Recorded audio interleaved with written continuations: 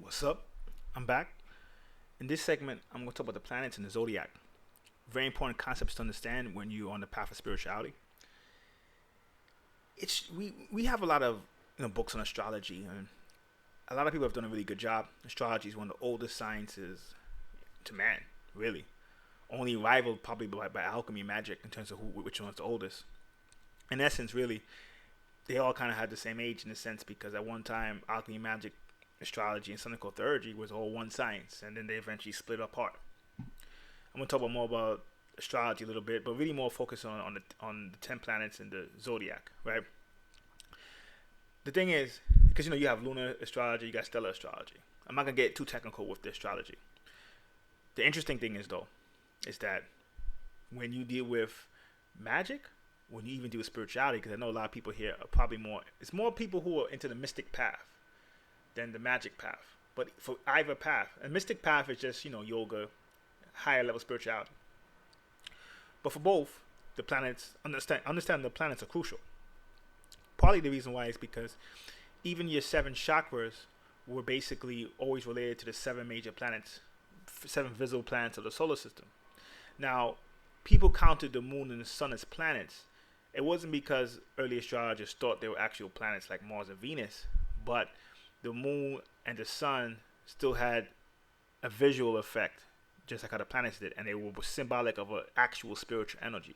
When they talk about the 7 archangels, that's talk about the 7 planets, 7 chakras. So they actually are still related to your chakras. So they had to still count them as planets.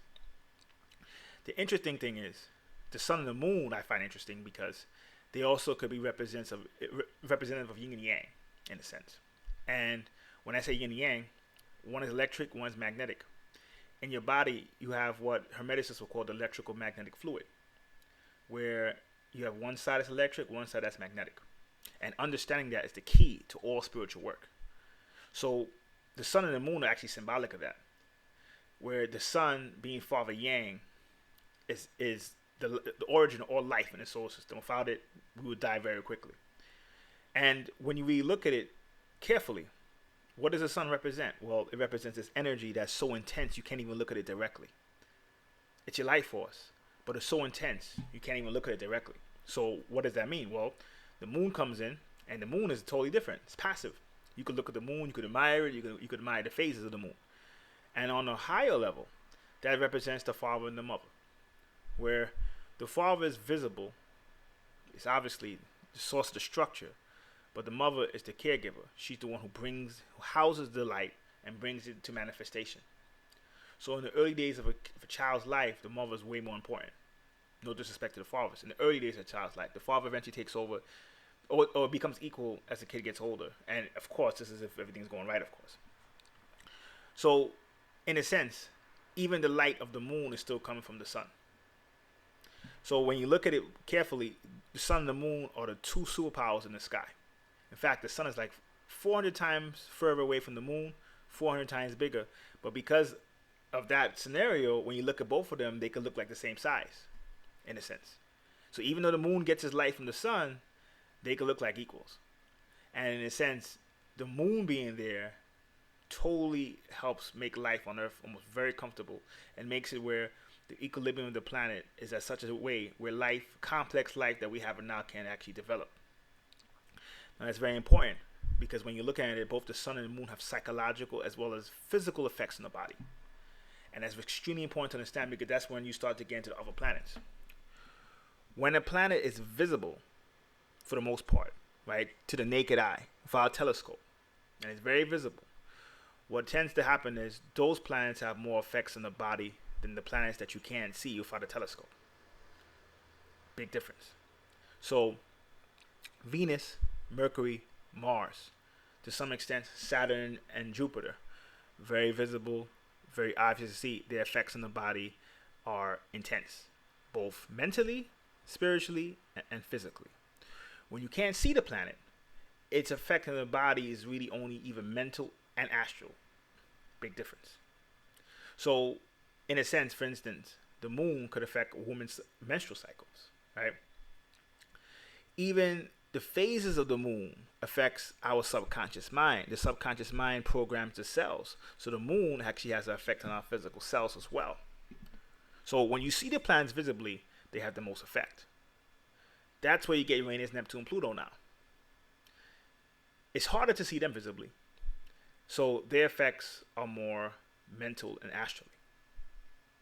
So what does this really mean is that the fact that when you talk about the 7 chakras, right, those 7 chakras are related to 7 planets.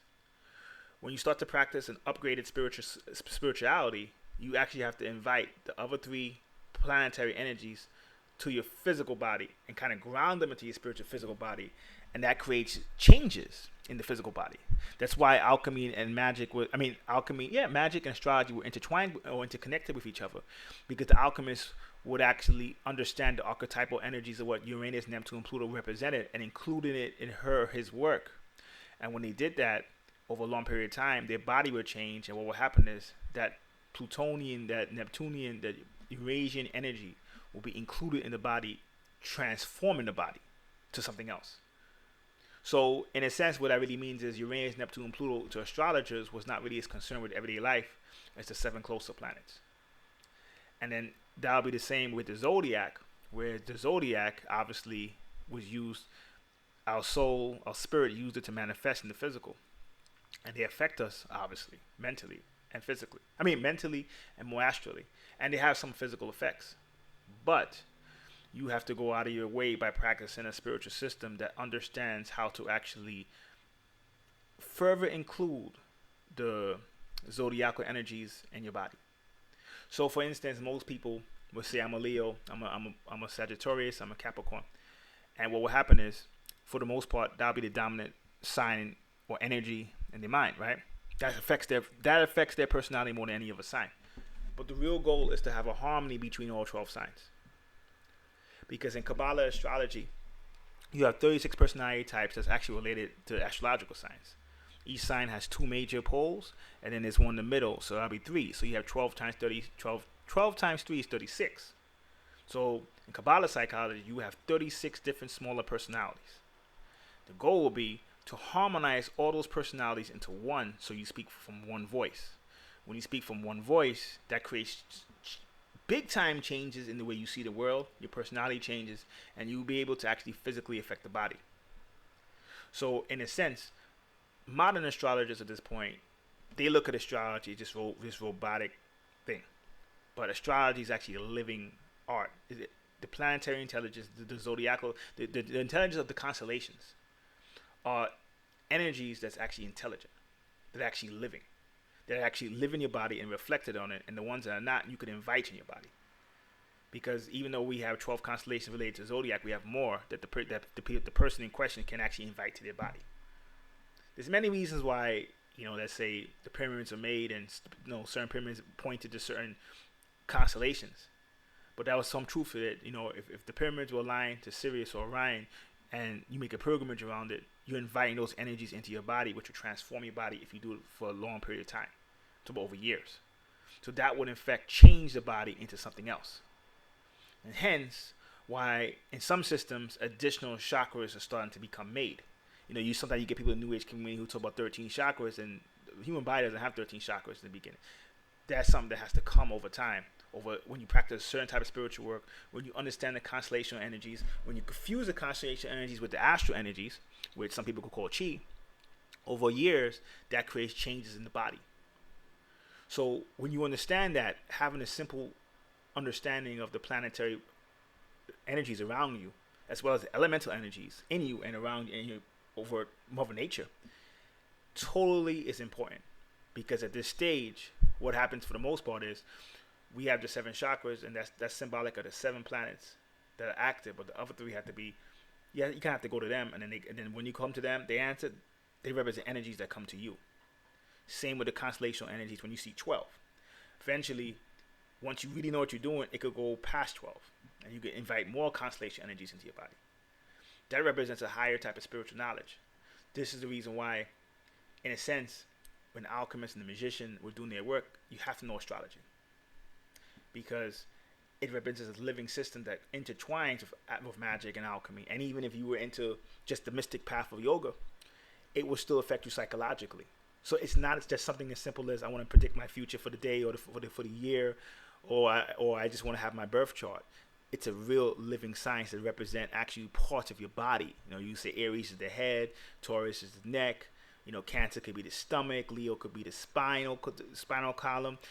It represents energies in your body. Capricorn could be the knees, and in a sense, Sagittarius could be the the hips and thighs. Pisces could be the feet. Those represent energies, and sometimes you could even diagnose problems that will come in based on somebody's astrological chart. So that's why you see people like Paracelsus will say you can't be a healer if you're not an astrologer. So even with healing, has to be integrated with astrology. It's very important. And I think sometimes people don't realize astrology is kind of like cosmic shamanism, in a sense. You know, it's a science that's teaching you how to really understand and read the higher forces, even when sometimes you're not even transformed yet. Technically, that's why it's really powerful. You know, in alchemy and in magic, for the most part, those systems you can use. Like alchemy, you can use to heal yourself. You know, like when you're in balance, when everyone in the matrix is in balance, you're not practicing spirituality. But and magic could do the same. But astrology, even somebody who's not transformed yet can still use it. Don't get me wrong. A lot of times astrology is in worse shape than magic, and then that's why you see the problems that you see right now with magic. Where you see, with astrology as well, where in magic and astrology you see people who read half of the stuff, or maybe who just read it from books. They go out there and think they know magic, think they know astrology, and then they lead others in the wrong course. And then what happens is they invent robotic systems, which is why astrology in some ways is actually worse than magic. So a lot of people may not be into astrology because of bad readings, right? Where the person says astrology is never accurate, and that's because the astrologer who's performing the readings doesn't really understand that astrology is living art. The planets are living intelligences. These constellations are as well. You have to treat them as such. This is like cosmic shamanism, and they represent energies that's in your body. And if they're not, you can invite to your bodies, causing massive transformations into your body. Extremely important. So when you want to understand it, it's simply when you see the 7 planets, they relate to your 7 chakras because they have visible effects in your body. The moon could visibly affect how your cells are created, how your cells are programmed. The sun could visually affect. I mean, it's nutrients really. The sunlight is actually like represents nutrients that's in the body. When you get the sun, not only is it nutrients, it actually could turn on your body's internal clock as well. So when you can see a planet visually, it has effect on you mentally, spiritually, and physically. The 3 planets that you can't see visually usually only have effects on you mentally and spiritually. The constellations outside the zodiac, so the zodiac, the 12 constellations will be the same for the most part. But the further constellations, they don't really even affect you mentally and actually spiritually as much. You actually have to create changes based on the 12 constellations and the 10 planets, which would then match alphabets like Hebrew and the tarot, where you see tarot cards they have 22 tarot cards, you have 22 Hebrew letters. Because the creators of the Hebrew language and the tarot were actually trying to integrate your consciousness to those 10 planets and those 12 constellations that we call the zodiac, which is 22. When that happens, your mind will then add on to itself as well as your body, and then the outer constellations will have much more of an effect on you than they normally would. So astrology is a living science that interconnects with alchemy, with magic, with tarot, with Kabbalah. So it's not something that you could ignore. Hope this helps. Until next time, peace.